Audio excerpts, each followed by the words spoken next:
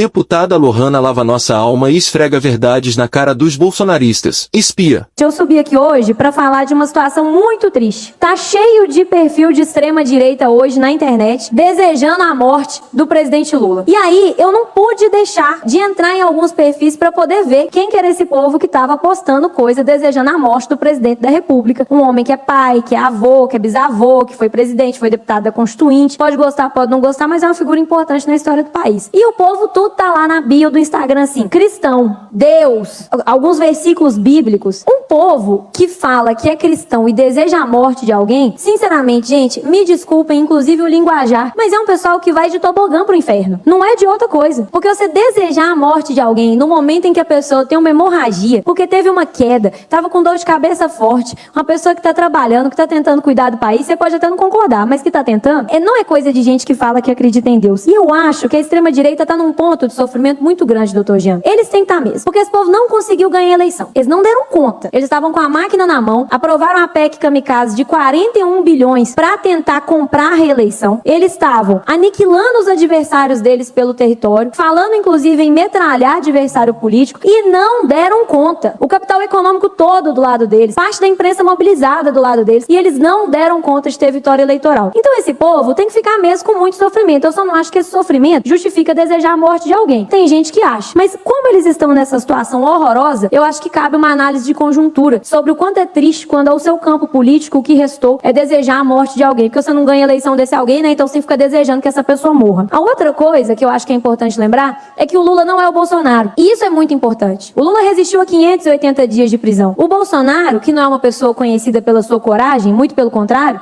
é conhecido por ser bastante acovardado, já tem dito sobre procurar asilo numa embaixada, caso seja preso. Ele já tem dito isso. Um cara que nem sequer sabe ainda se vai ser condenado, já tá falando abertamente que vai procurar asilo em embaixada. Enquanto a gente sabe muito bem que o Lula teve oferecimento de vários países para poder receber asilo político. Não é se esconder em embaixada, não. É receber asilo político, virar cidadão desses países, ser respeitado, trabalhar politicamente lá, e ele não foi. Ele ficou aqui por respeito às instituições, foi preso durante 580 dias, saiu e ganhou a eleição para presidente da República. Então a gente não tá falando de um homem frouxo, de um homem acovardado, de um homem pequeno. A gente tá falando de alguém que, concordando ou discordando dele, é alguém que tem estatura para ocupar a cadeira que ocupa. Não um Zé que tava lá por causa de um acidente histórico. E a outra coisa é que esse povo precisa mesmo ser questionado sobre a fé deles. E quem tá falando aqui é uma mulher católica. Essa turma que falou que o erro da ditadura foi torturar e não ter matado. Essa turma que defendeu que foi contra o fim da escravidão e foram parte dos responsáveis, inclusive, pelo Brasil ter sido um dos últimos países a acabar com essa coisa horrorosa que foi a escravidão no nosso país. Esse povo, se chegasse na porta do céu, eu acho, se eu fosse um mosquitinho pra poder estar lá voando e saber, que iam tomar uma portada na cara. Porque isso não é comportamento de quem conhece as leis de Deus. Isso não é comportamento de quem fez catecismo. Isso não é comportamento de quem frequentou algumas missas na vida. Não precisa nem ter ido em muitas. Se esse povo é cristão, se esse povo defende Deus, vocês me desculpem, porque o que eu acho é que eles estão cavando o caminho para descer de tobogã pro inferno. Então eu queria dizer isso aqui, porque eu acho que é muito desrespeitoso desejar a morte de alguém. Todos nós deveríamos nos unir. Se não em oração